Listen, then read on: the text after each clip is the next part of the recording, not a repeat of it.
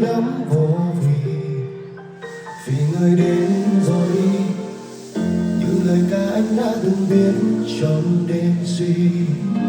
Điều đâu còn vương trên mi, rượu kề môi đau vành uống hết ly còn lưu luyến chi.